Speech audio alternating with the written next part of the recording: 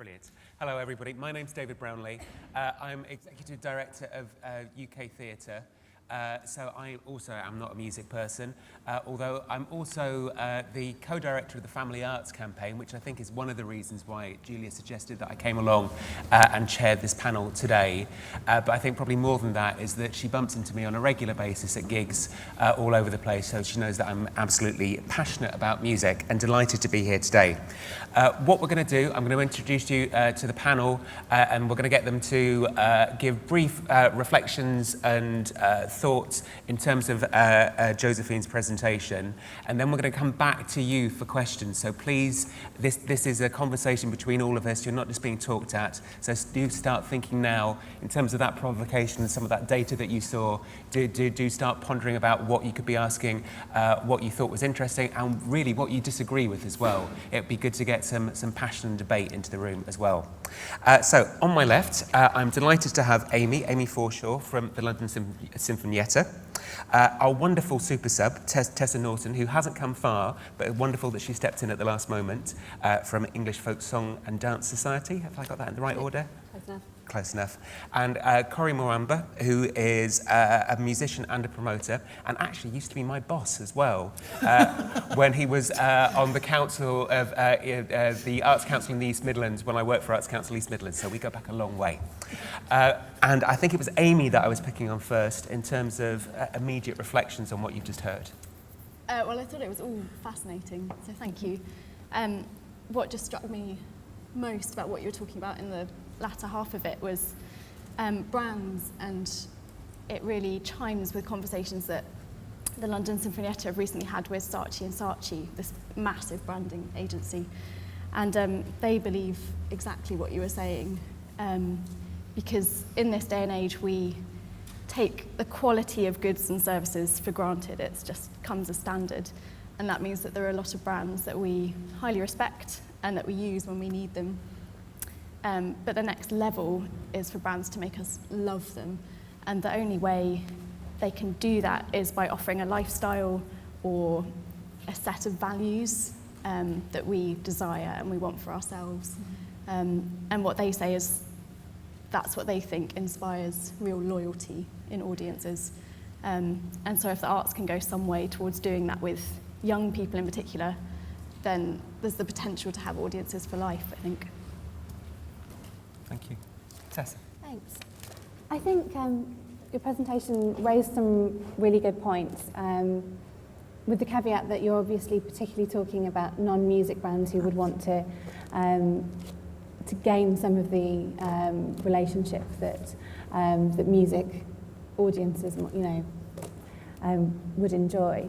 I think the important thing to note is that young audiences are not a static target. And as brands are having to evolve and change the way they talk to young people, I think different groups of consumers' understanding of how brands are trying to relate to them and what they're trying to do with advertising is evolving all the time. And I think we're now seeing quite, interesting trends in young people's degrees of cynicism towards brands who are trying to reach out to them.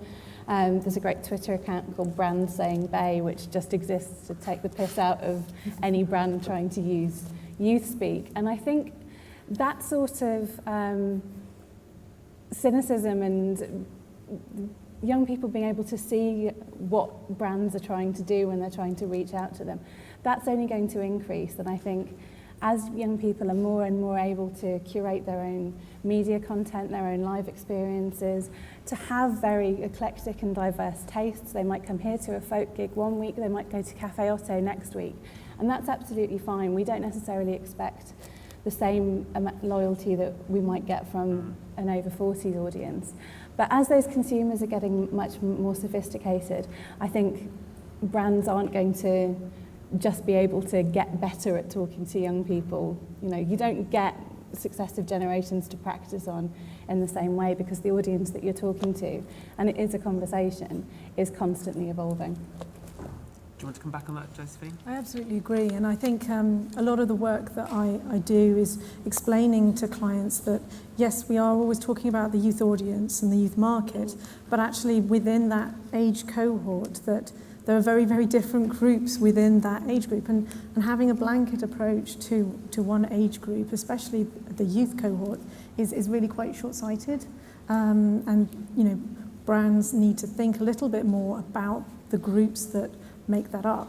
And I completely agree with you, and that doesn't necessarily mean that they need to be loyal all the time, because by the nature of music and experiencing live music, it is experimental and it is experiential, and it doesn't necessarily have the same kind of connection as you would with your brand of cereal, for example, which you rely on. It's habitual and it's just always there. So yeah, I think you're completely right with your comment, and I really like your recommendation for the Twitter account. I hadn't heard of that. Corey. Yeah, it was really interesting. That was a really interesting. I think in terms of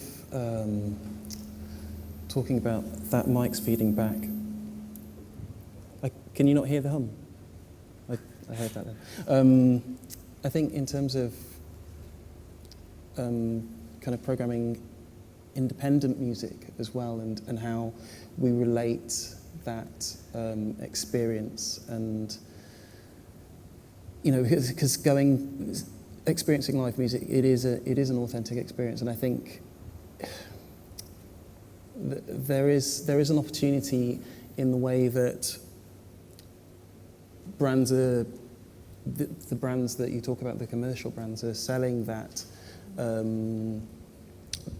that music as a lifestyle choice, and saying when we're promoting gigs, when we're actually programming performances and communicating our music, and funnily enough, the things about authentic communication were exactly the same things that Steve was saying in the last panel. And it doesn't change. You know, and anecdotally, all of those three messages are how a lot of us, I think, came to music. So it's, for me, I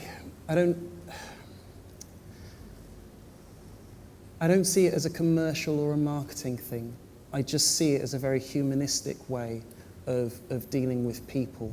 And so, yes, there is an opportunity there, but I think we shouldn't necessarily get caught up with the kind of commerciality, you know, the commerciality of the brand, and be more kind of focused on the humanistic qualities of putting out good quality art.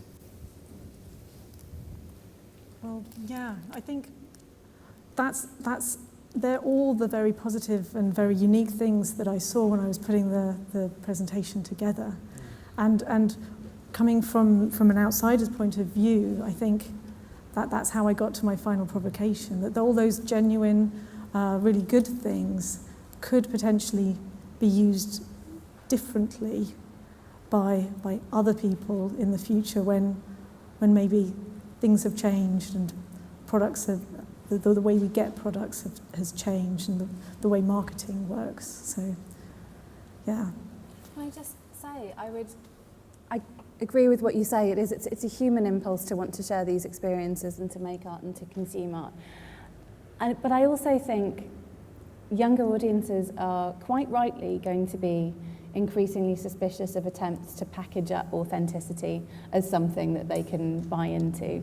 You know, they're not daft, and we've already kind of won similar arguments in the way we listen to music. You know, we know that you don't have to just be four white boys with guitars to make authentic pop music anymore. There are lots, and that argument is dead. You know, we've all got much broader and much more diverse tastes than that, and that's great. But I think, you know, similarly, authenticity is a commodity. People can tell when that's being packaged and sold back to them, and especially young people now kind of graduating into a much more uncertain world with a lot of student debt, with rising housing costs. You know, the arts can offer a refuge and somewhere where they can be with their friends and kind of escape from some of those pressures, or they can express themselves just for the sake of it. And I think, you know, people will be increasingly cynical about, you know, a corporation's attempt to piggyback on that. I think, yeah, there are 2 points. I mean, obviously the packaging thing sounds abhorrent to me. It is not something that I would even think of. Number 2, authenticity is not a commodity in the arts. It's, you know, it isn't. And I shouldn't really have to explain why. It isn't. It's not a commodity. You know, it is intrinsic in good art. But isn't the point that absolutely it is intrinsic within great art, but that is also a marketable commodity? It's marketable, but it's not. It's marketable, perhaps. You can present it, but it isn't a commodity. It's not something that is a resource. It doesn't run out. Your authenticity doesn't run out in great art, and commodities run out. So it's not a commodity. But organisations, brands like O2, for example, what they're doing at the moment in terms of music is trying to gain ownership of that experience that artist is having with that audience. Isn't that already happening now? Isn't just what you're suggesting, just this moving to authentic, and then that plays on the younger person's, in fact anybody's, cynicism in terms of whether that's actually an authentic experience or whether somebody's packaging authenticity and selling it as a commodity. So I think in terms of that communication with, you know, if we're going to say it's an authentic communication and experience, it actually has to be intrinsically authentic and not packaged as such. I think it can be, just it depends what each party is bringing to the collaboration. The Royal Shakespeare Company did something a couple of years ago called Midsummer Night's Dreaming, which was this amazing performance of A Midsummer Night's Dream that took place live and online. And they collaborated with Google Plus because they knew that they could generate this amazing content, but they needed someone to amplify it for them. So in that relationship, they were each playing to the other's strengths, and that worked.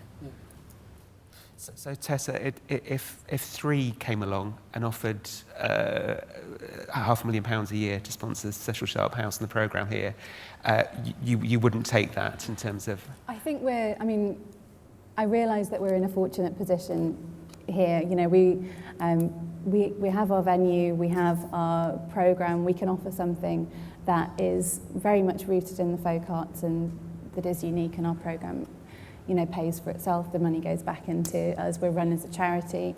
We're in a very fortunate position, so we don't have to say yes to those types of offers, not that they have ever come along. But I do think that would fundamentally change the experience that people would have here. You know, they get something that isn't sponsored. You know, when we rely a lot on word of mouth or people finding Cecil Sharp House through one gig, but then, you know, hopefully they will have a special and enjoyable experience and then go and tell their friends. And I think it's things like that, those unique experiences that work really well for us at our level, you know.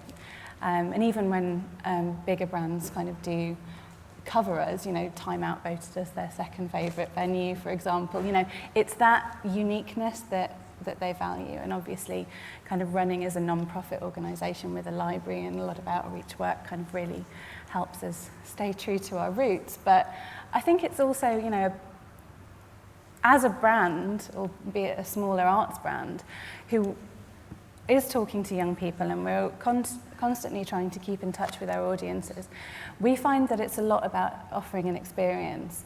So we want to think about the kind of night out that people will have if they come to a gig here. And, you know, we're delighted that we can give people something that they can share on Instagram and something that they can talk about. But, you know, we don't want to get in the way of their own experience, you know, because their own experience is the point of that shared content. It's really nice just to be able to be a conduit for that. And Saatchi, can you share a bit about what they want from you and what you think you can give to them and not compromise, or is it about compromise? Well, I think it's inevitably always going to be a bit about compromise, but I think as long as the corporate partner or the brand that you're matching yourselves up with share your same values, then hopefully it can be a good thing. And if they're bringing in funding, just being realistic with public funding going down and down, we have to think of new ways of being able to continue to make great art. And I think there is a kind of a tension, isn't there, where arts organisations have got to be an advocate for their own audience, you know, in the face of being offered brand partnerships. And, you know, sometimes you know, the arts organisations will need to accept sponsorship, but maybe then they need to think about what they can accept without compromising what they're offering their audience, and just be able to stick up for their field and for their artists. I mean, I think the authentic relationship becomes where the art is, and we become that conduit for the brand if you're accepting that sort of sponsorship. But in terms of, there it is again, in terms of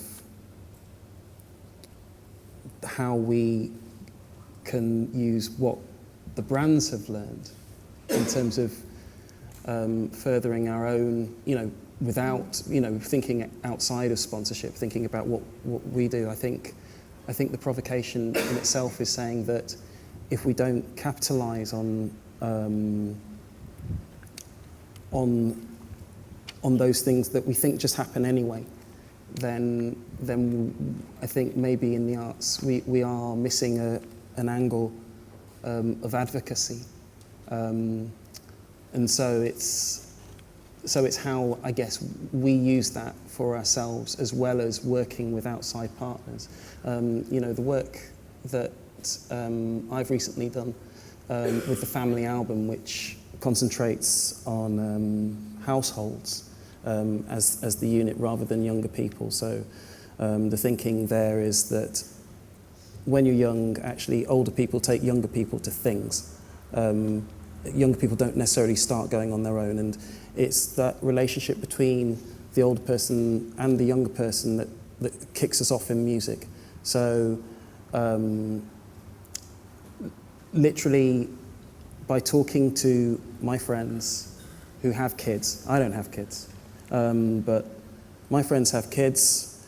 I've asked for years, what time do you want to gig on? That is an authentic experience. I've had friends who've had had babies, they've got babies, they wanted to go to a concert, they've been thrown out because the kid might make noise. That to me is unacceptable. And we don't, and that actually part of that is about access. So we say it's not about access, but it is kind of. That was one thing that I thought was an issue, because in terms of what we do, in terms of what we do in the arts, it is about reaching out to people and being where they are, and that kind of compromise. And I think if we can explore those ways, as well as access, which I think we work quite hard on, if we explore those ways of saying, okay, this is for you, here's this experience, and we enjoy it together, then I think it can only strengthen us. So I think that, I'd really like to thank you for that research, because I think it's really interesting and quite thought-provoking in terms of how we do things next time. I said I would come back to the floor. Any thought? Yes. Sorry, there's a roving mic which is roving to you very quickly. Thank you. I'm Tamsin Mendelsohn from the Southwest bit of the Arts Council, dealing with music education hubs, so this is really interesting. I'm also a mum with small kids, relevant to the last speaker. In all of this, we've been sort of trying to sell things by stealth or by authentic means, whichever point of view you have. We haven't really talked about ownership or participation, which I imagine, I wonder if you've done any element of that in your research. In terms of participation, sorry. joining in, yes, have a we question? have. We do Yes. have a question on that, yeah. So, let's see, so that would be, Performing my own band. yeah, so that's 19% of the students that we spoke to said that they make or perform in their own band. So it suggests that, yeah, as well as being one of the major hobbies that they have, that there is a percentage of young people, sort of a fifth of students, who are making music together as well. So that could be something that we add into this discussion when we're trying to sell our music, to bring them into the fold of non-mainstream music. Absolutely. That we're not just talking about consumers, we're talking about current and potential producers as well. Completely. There was a question towards the back. A comment towards the back. Two of them. Hi.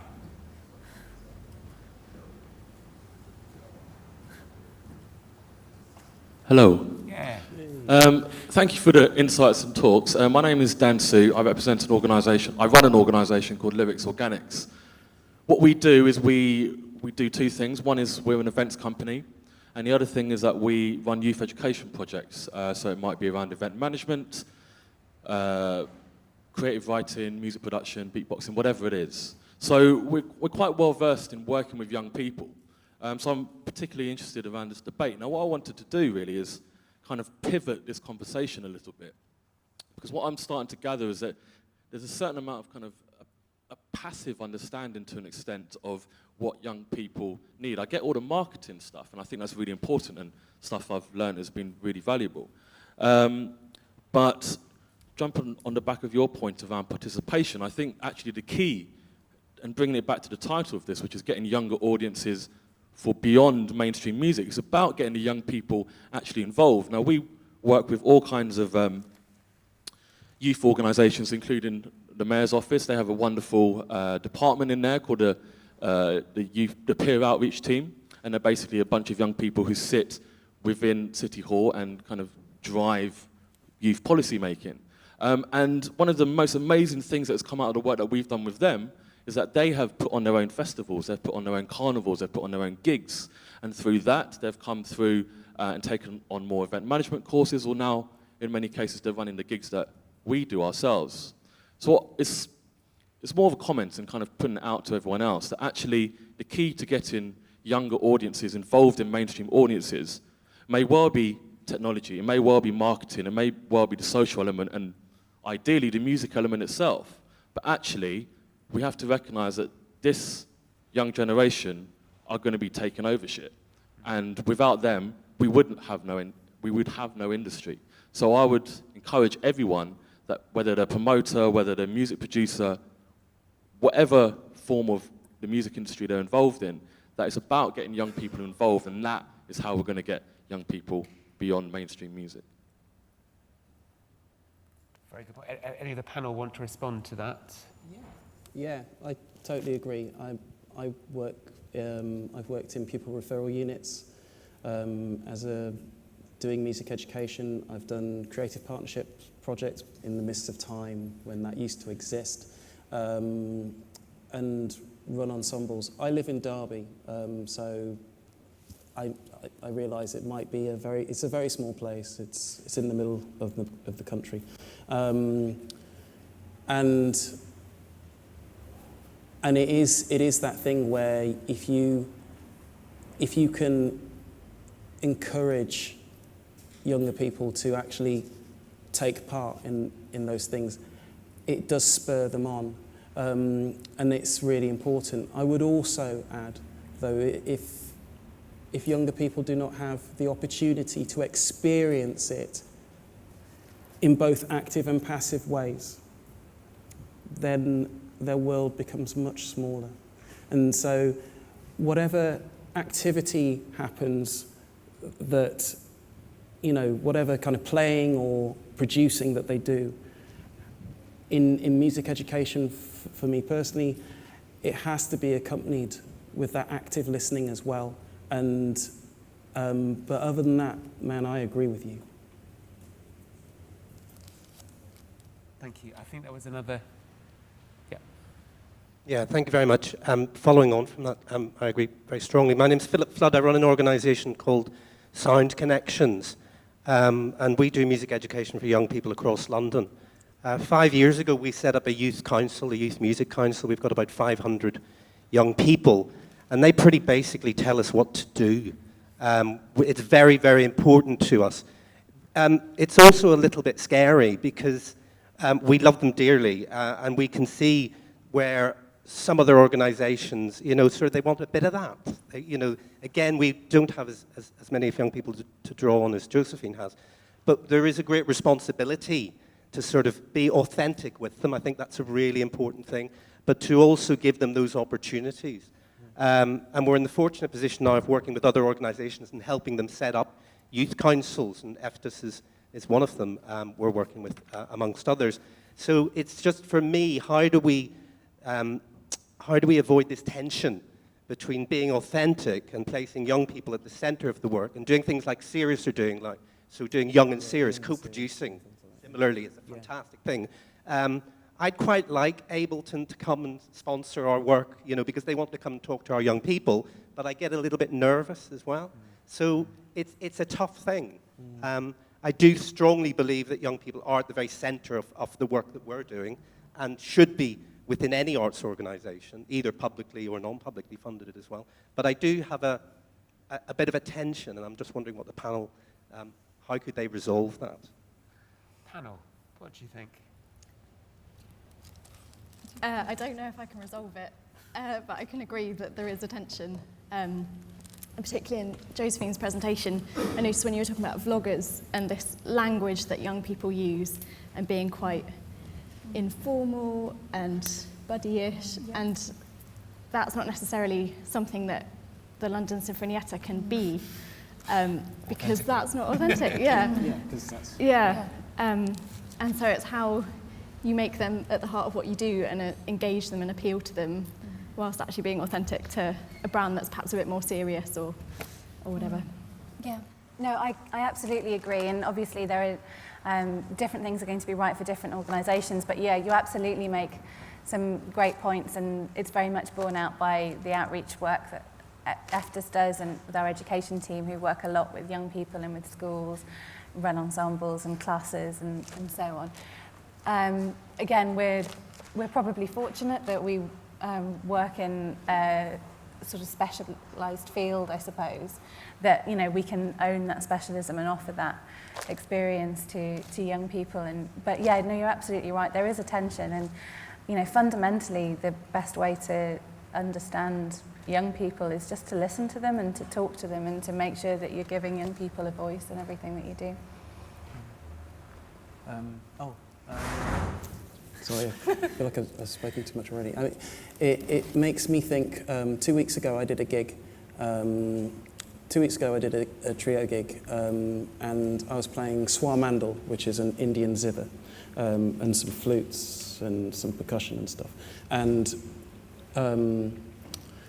this boy, who was about 10 or 11, came up to me afterwards. He was staring at the trumpet for a while, and he came up to me and he looked at the swar-mandal, and his experience of music was what he hears on the radio, Radio 1. That is his experience of music. So the conversation that we had with each other, I mean, I don't listen to Radio 1. It's not there for me. It doesn't exist for me, but it exists for him. And what I was doing before he'd heard it, did not exist for him. So he was asking me about normal music. He was saying, well, do you do normal music? And I said, well, this is my normal music, And actually we were able to have a conversation about that. And I guess from a really kind of, there is a tension because in my experience, I don't think younger people are expecting us to be anybody else other than who we are. And I think that when it comes to being authentic, that's all we can be. We can't be them. We can only be us. So, yeah, it's tough. And is it easier for an individual musician promoter to have that authentic relationship than an institution? You're both representing institutions of different types. How do you make an authentic tone and have a dialogue with younger people who might be interested in what you're doing and want to be your friends? Well, I think you make a distinction between your organisational voice and the voice of the people that you employ and go out there to work with young people. And very much within sort of music and with dance, especially if you're teaching someone something, it's quite a personal and a one-on-one relationship, very much built on trust and listening and respect. So to make sure that the staff you're employing to do that understand that and are very skilled and will listen to the young people. But yeah, then to avoid some of the pitfalls we were talking about earlier, I suppose, where brands try and co-opt authenticity and use it as their brand voice, which I think, you know, one thing that you realise if you do talk and you do listen to young people is they're absolutely not daft and they will see straight through that. So they're people, they're customers the same as anyone else and the same as any other group who might want to access your services. So it's just about kind of owning your own specialism but offering them a service that they will value. And practically, what does that mean in terms of things like social media, in terms of how you're going out and engaging and having a conversation? Or are you having a conversation, or do you just feel that that's not appropriate? No, we do. But again, even our social media audiences are quite diverse, and I wouldn't assume that social equals young necessarily. You know, we find Twitter and Instagram really useful channels for talking to a younger audience, but for example, the people that interact most with our posts on Facebook tend to be over 40. You know, it's not necessarily the case that, you know, well, they're on the internet, they must be young, you know. And a lot of the people that access our services as well, who will come into the building and come to classes, will be young people. You know, they might come to a guitar workshop, or they might come and learn type of dance, they might join an ensemble. You know, there's lots and lots of different ways that people will access services, and you just have to keep listening to them and respecting them as individuals. I think the way the London Sinfonietta have tried to find a way through this tone of voice problem is just by being really honest with ourselves and with our audiences, and accepting that contemporary classical music is actually quite difficult. A lot of it is very nice, but some of it's really quite a challenge to listen to. And we can't pretend that we are for everyone. But for those audiences that do take the time and the energy to come to a concert and try and engage with the music, I think it is a rewarding experience, and you'll get something from it, even if you don't like it and you hate it. It's still provoking a feeling and a response. And I don't know if you find this, Amy, but one thing is, when you're providing gigs for or concerts for sort of specialist music, you don't necessarily expect younger people to like only that type of music. I think people do listen to music in a much more diverse way. You know, whereas if you were showing off at a party about your music taste 30 years ago, you might have wanted to demonstrate depth and to show that you knew everything about jazz or 60s girl groups or something like that. Now it's much more about breadth and about eclecticism, and people, you know, if you're under 25 now, you've grown up listening to music on shuffle a lot. You know, it's about demonstrating lots of different types of music that you like. And I think organisations providing a live music experience shouldn't be frightened of that. You know, that's something that's really useful. If you can own your specialism, you know, you can be the best place to come and see folk music in London. And it's okay if someone wants to go to a classical concert at the Sinfonietta next week. That's great. You know, that's really good for London. It's really good for the arts sector. So I think we need to read loyalty in a slightly different way. You know, maybe loyalty for us is an audience who do then go on and tell their friends that Cecil Sharp House is definitely the best place to go and see folk music in London. You know, rather than someone who will only listen to folk music at the expense of everyone else. Should I just say that one more time, just in case anyone didn't get that? Definitely the best. Yeah, that's it. How wonderful it is too. Any other questions immediately from the floor? Yes? I just wanted to ask, on the back of something very interesting you said, Josephine, with regards to the brands and essentially how the brands may end up taking over. A very real personal point is that a lot of the money, the financing for getting younger audiences into mainstream music is public funding, which is, as we all know, getting cut, and so that's disappearing. In parallel, you also have brands investing in young people, the obvious example being Red Bull Music Academy, which, as much as I hate Red Bull, do an incredible job with music, working with young artists, especially marginalised music like grime music. So the question really to the panel is, what effect is that going to have on the live music industry? Are we going to have, on the one side, a smaller independent live music industry, or are we going to have an independent live music industry that's going to be owned by brands? And I think that's an extremely good question. Who wants to tackle that first? I will. I think for live independent music, somebody doing something else over there will not have an effect. We will still be creating music. Music goes on regardless. People can throw money at whatever they like, but music carries on. So it's good that those things will be happening, and they will take over on all sorts of things, and it happens all the time. It happens in cycles. It's happened before. But we're all still here. So I'm not going to worry about that. I will still make music, and I will still, help other people, younger people and families experience and make music, and so will you.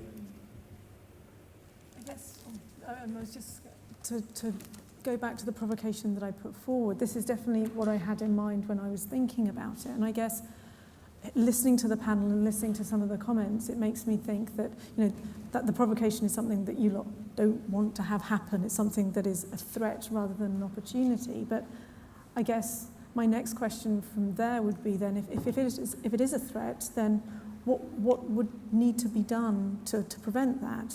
The music will go on, but if it is a threat and it's something you don't want, then what next? I don't know the answer to that. I mean, I absolutely, the way that you framed it, I thought was excellent. We can see that public funding is going through an incredibly bad phase that could last an incredibly long time. At the same time, you have a commodity that is increasingly in demand to other people who've got money. If you need that money to get to people, what do you do in terms of making compromises to take it? It's wonderful that at the moment you don't need big sponsors, but you do rely to a degree on public funding, and that public funding may be cut. Exactly. And I think a lot of organisations are in the same position. Another point I'd like to make, I agree with all the points that the panel have made. They're very pertinent questions for the art sector at the moment. But a lot of music that is being made, is being listened to at gigs, is being consumed, is probably under the commercial radar. It might be going to a folk club, it might be going to watch your friend DJ in a pub, it might be making music yourself and then trying to get gigs and putting things out in a much more DIY way. So I think as brands kind of step in to cover what maybe used to be run, if not by the public sector, but by perhaps less obviously branded private sector institutions like, gig venues that would book their own concerts, for example, I think we'll probably see another almost parallel world grow in importance of, people putting on DIY stuff, people running stuff that is deliberately kind of non-profit or non-commercial and just kind of exists outside that. And there's absolutely room for both. And I think the way that people listen to music now respects that. You might go to or run a DIY night in a pub but still go and see Taylor Swift in Hyde Park, because people can do that now. You know, you can like both types of music, more than both, but you know, you will listen to stuff differently, and I think that's probably something that we'll also see a growth of. But whether that's measured by any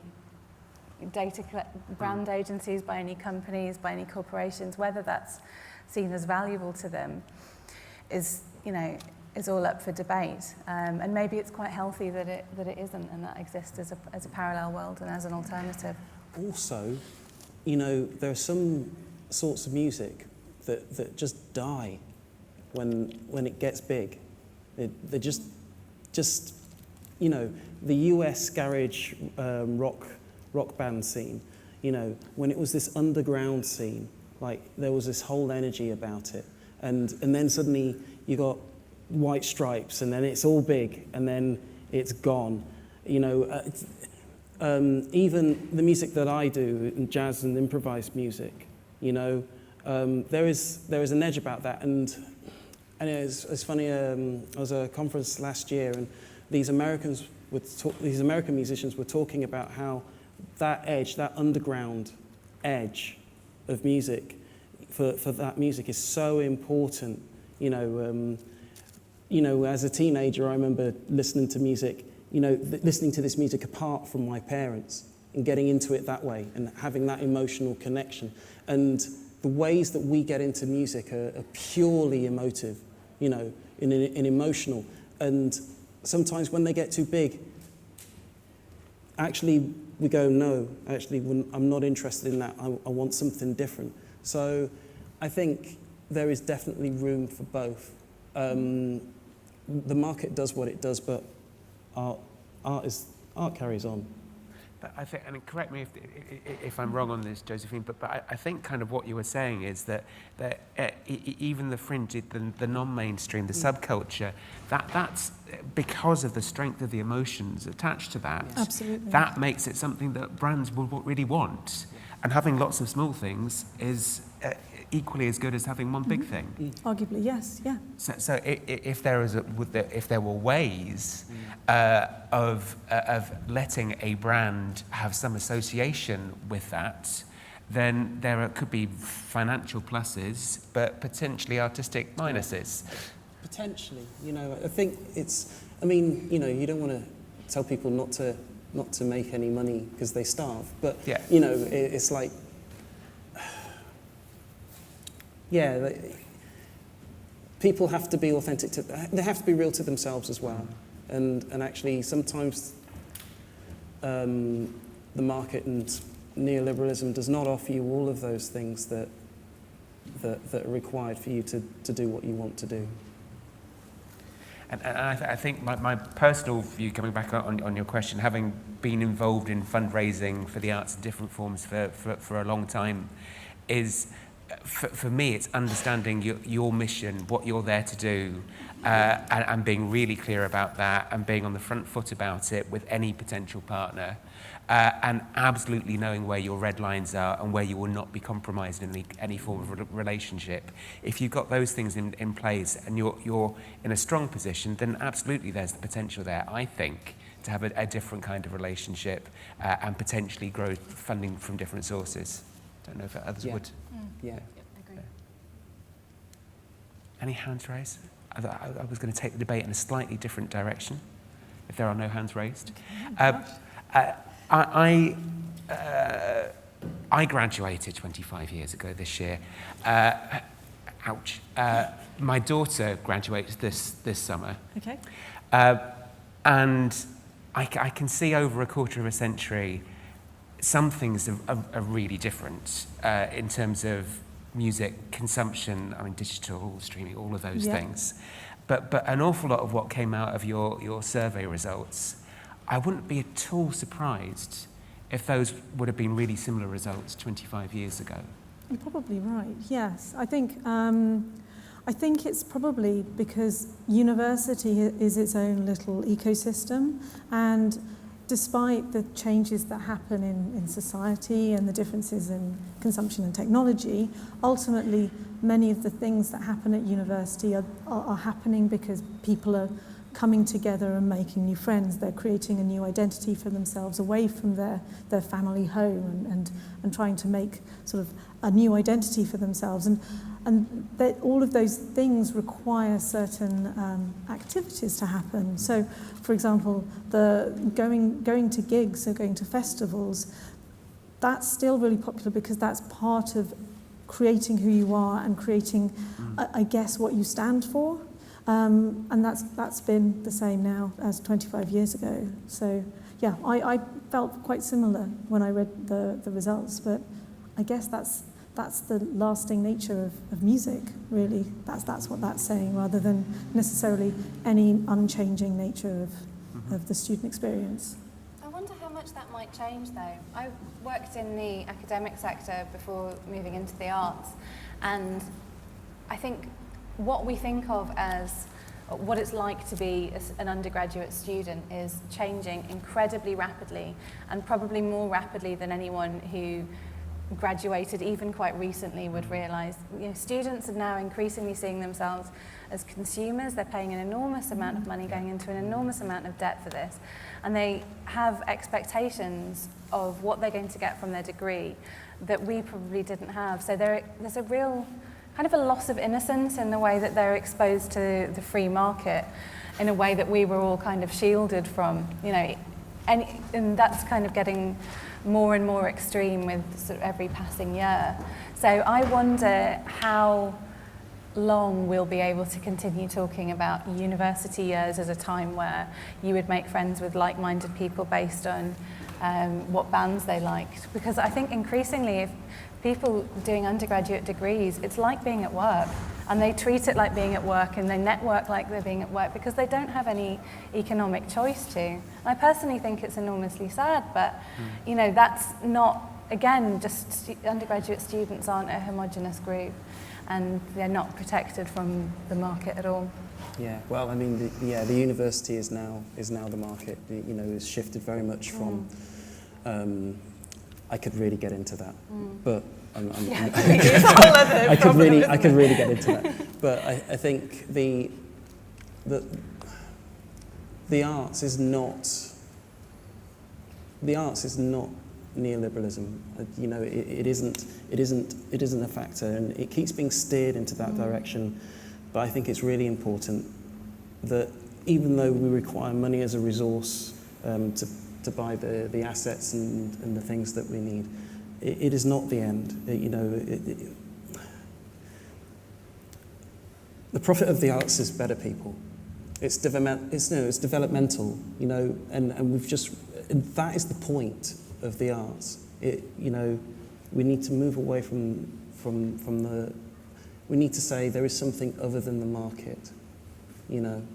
I agree, and it can offer a refuge from that. And, you know, and it's that driving towards the market that is the threat, not necessarily the skills that the market uses to do the things that it does. I think that's the threat for me. Not necessarily that there are tools from brands to use, because they're all very creative, but that to do that we have to assign ourselves to commodifying what is essentially a communicative tool, which is what art is. So.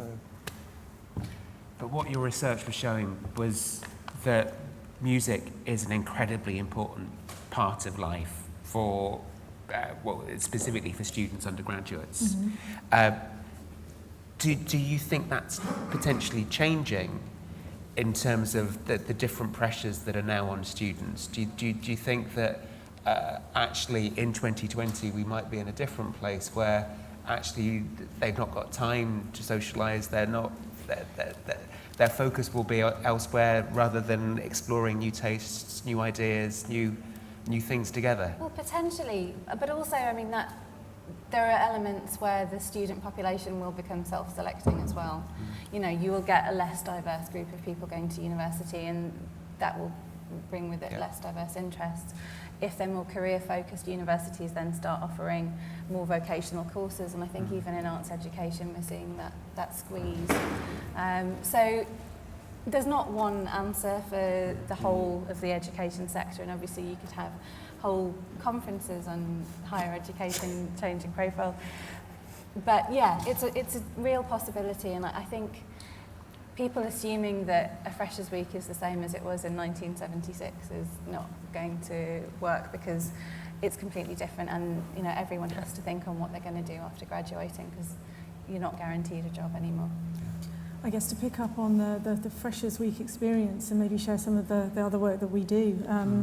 So we worked with Red Bull, and we've worked with Spotify also, and a number of other clients who are trying to change that freshers and indeed university experience for students. So these brands employ students on campus, they're called student brand ambassadors, to go out and talk about themselves to other students while at university. So it's about brands being in a place that was originally quite organic, and putting themselves in a place that is sort of a little bit more pointed, with an outcome and an objective to the way that young people interact with each other.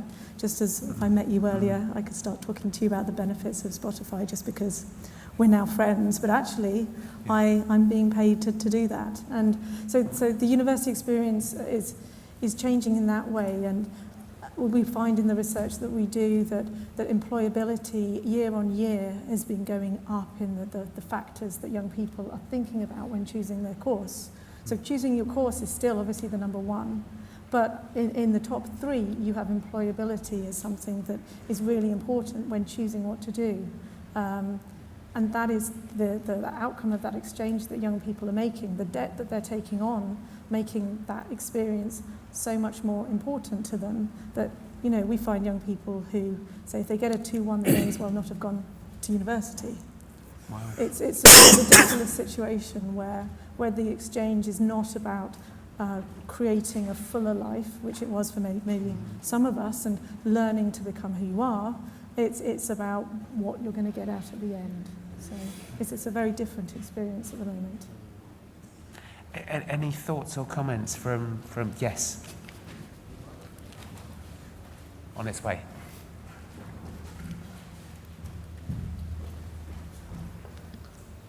Yeah, thanks. I want to pick up on Corey's point, because I think it's a really important one, this idea that, because I think it ties in with what you were just saying, that there's often this toxicity of intention behind brand activity, that the idea that someone would be paying kids to talk about Spotify on a university, that's fucking horrible. I mean, that's really, really rancid. That's like, that's pimping, it's drug pushing, it's hiding pills in yogurt. It's just horrible. I mean, it just, and the fact that we can learn from that mechanism, like Corey was saying, it's like, well, yeah, great, we can learn from drug pushers hanging around the school gates. We go, great, look at them, they're successful, let's hand out flyers there. But that, recognizing that toxic intention is one that I think allows us to be vividly separate from that intention. And we kind of need that mechanisms can be useful so long as we're clear about what it is we're trying to do. And yeah, I mean, because I listen to these conversations and it's kind of, that pull between really great ideas and really horrible intentions with those ideas is really, I mean, it happens a lot in this space. It's kind of, and it's one of the things I dread coming to these conversations going, brilliant idea, but why are you doing that with it? That's really horrible. The idea that making money is kind of, is like having great ideas and then going, and let's make loads of money with it. You go, really? Is that the best you can come up with? Of all the things we could do with these great ideas, you want to make money with it? Really? We can do more than that if we focus on sustainability and then doing interesting things. My other point is that it seems to me that with this kind of clustered research where we go, young people can behave like this, X percentage of them do, that we're missing out sustainability in the margins. That actually it takes an invisible number of people, statistically, to create a sustainable community. There are sustainable arts communities all over the country that are happening in clusters that don't represent statistically. That Corey would need 300 people in Derby who want to go to his gigs, for 100 of them to turn up every time he puts on a gig, because a third of the people who want to go to any gig can actually make it because of childcare and whatnot. And he's doing amazing work in covering that space between that. But that's an invisible community. And yet, when we go, well, young people behave like this, I posted a really facetious tweet when someone said earlier on, no, people aren't stupid. I went, well, no, some of them are really fucking dumb. And, you know, but also at the opposite end, young people do this. Well, yeah, but there's always the opposite. There's always a bunch of young people who might be statistically invisible, but are locally incredibly significant. And we need to understand that forming those communities, that doesn't happen through data crunching, it happens through relationship and through meeting people and through doing our art in a way that is in and of itself compelling, and that the story is compelling and draws people in. And I think that that's something that doesn't scale. It's back again, another beautiful point from Corey, who was talking about how certain art practices are destroyed by scale. And then I think it was you that was saying that actually lots of things happening can be just as impactful as one big thing happening. And that's why, I mean, my focus at the moment, metaphorically, is a biodiverse model. How do we make more music happen in more places? Well, it happens at a smaller scale, so that it can be iterative rather than clustering it and going, let's all go and see Taylor Swift, because that'll be amazing. Can I just pick up on that point of invisible communities? Because one of the things that struck me in your presentation was that you said 47% of students listen to music together, and that means that 53% don't. It's a private thing. They listen to it on their own.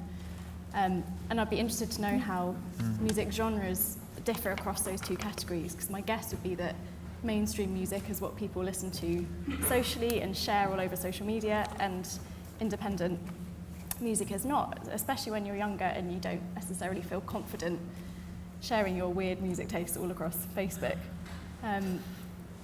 And I think it's particularly pertinent now when we've just had a general election, where if you listen to the vocal minority that were on social media, you'd come up with a completely different result, because there was this silent Tory majority who have their political taste, but they don't want to share it.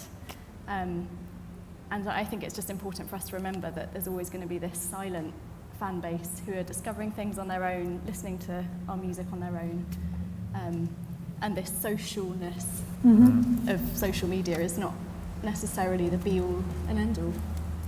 I think it's a very good point. In any discussion and debate that we have about young people, the fact that we're talking about such a wide range, as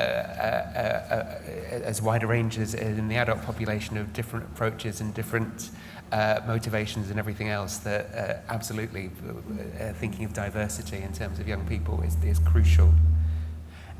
Any other questions or comments about how people think things are changing in terms of audience? Or not that?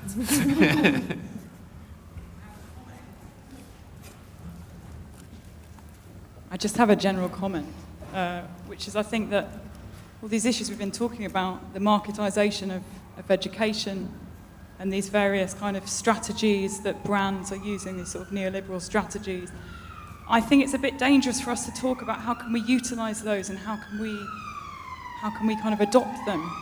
And perhaps, I mean, this is quite pie in the sky perhaps, but, you know, should we not be thinking, how can we make our art despite of those things?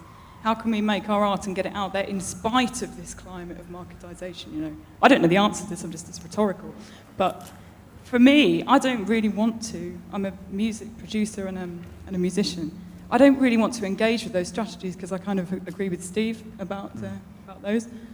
But, you know, there are other ways that we can make art, we can make communities, and we can, on a small scale, build something up. And young people, you know, give them credit. They might come across it, they might like it. We can reach out to them and make it open to them. Then that's all right as well, I think. Do you want to respond? Yeah, absolutely. Yeah. It's funny. It's like the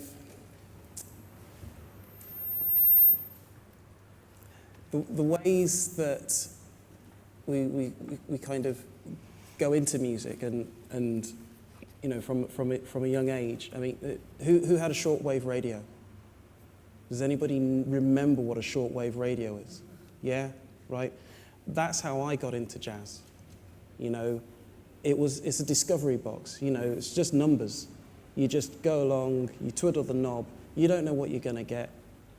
And the thing I hit on was a jazz concert, and that's autonomous discovery. It's an accident. It's serendipity, and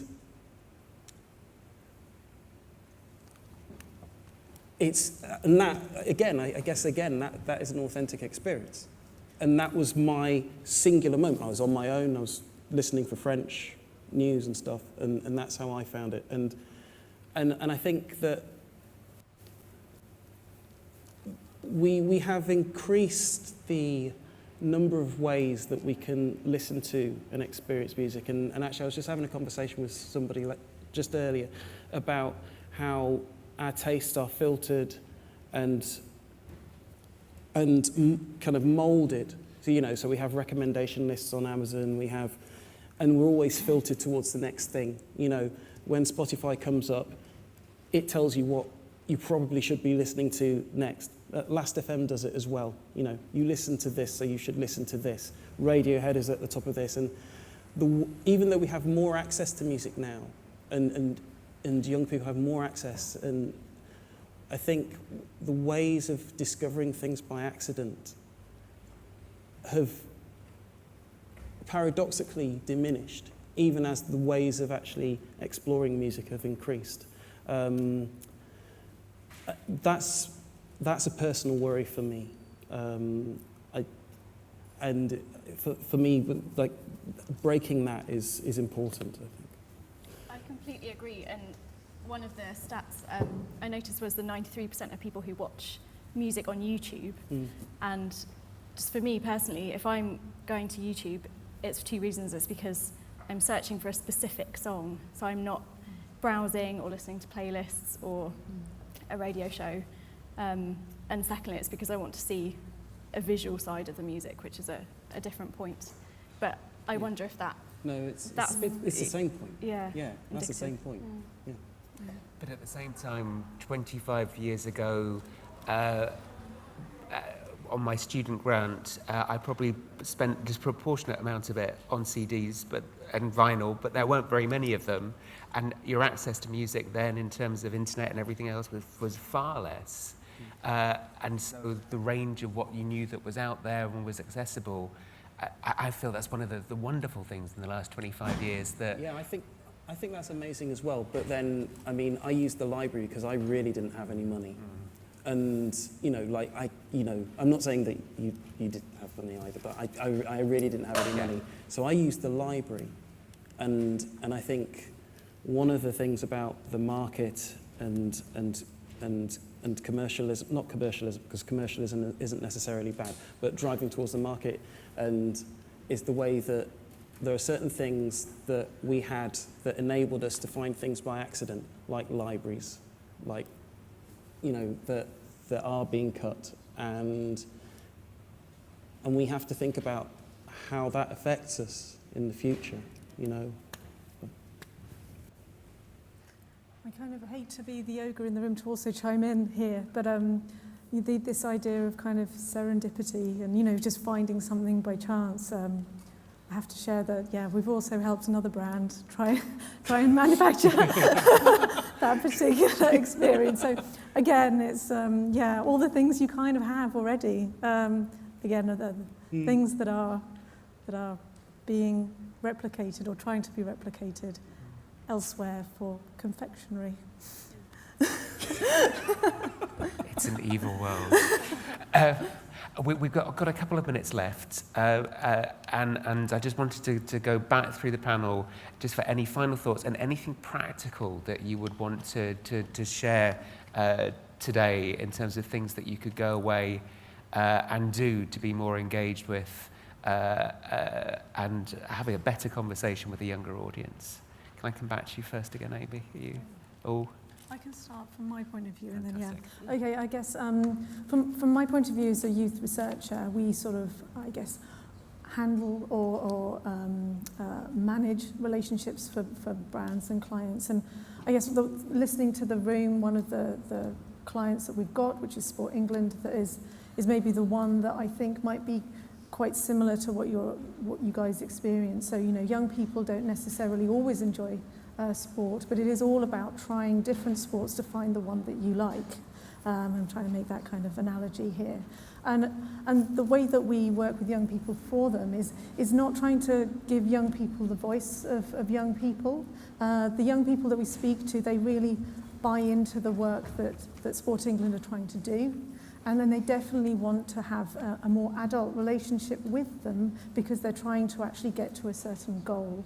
And they want to feel sort of valued on the same level, not just because they're young people.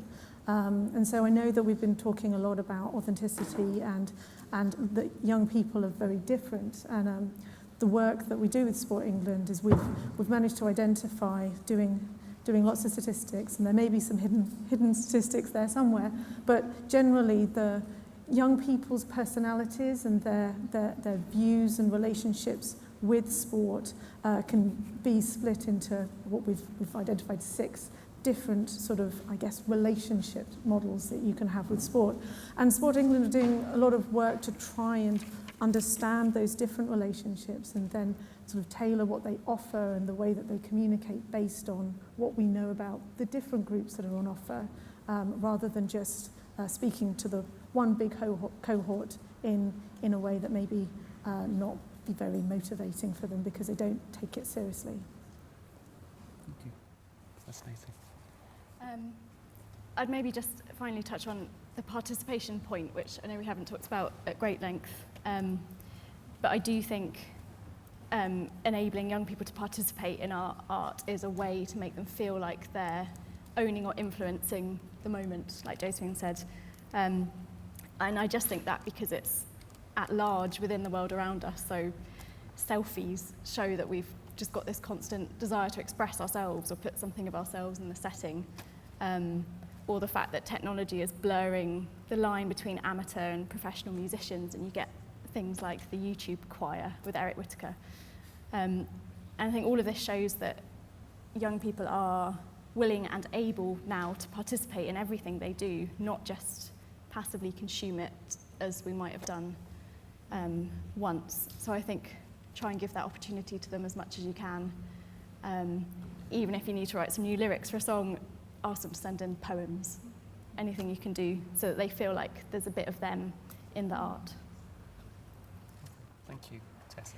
I suppose just following on from that, it's made me think that I want to do a bit more research in what degree of crossover there is between the young people that participate in our work and the young people that, for want of a better word, consume our work or would come to gigs, and how much kind of one drives the other, and how similar or different the people coming to those events would feel that it is. Because I think live music is quite relevant as well, just to the last points we were discussing about kind of how you might sort of stumble on some new types of music, because at a festival or at a concert with a big bill, just like that's programmed a whole kind of day, you're much more likely to come across things by accident.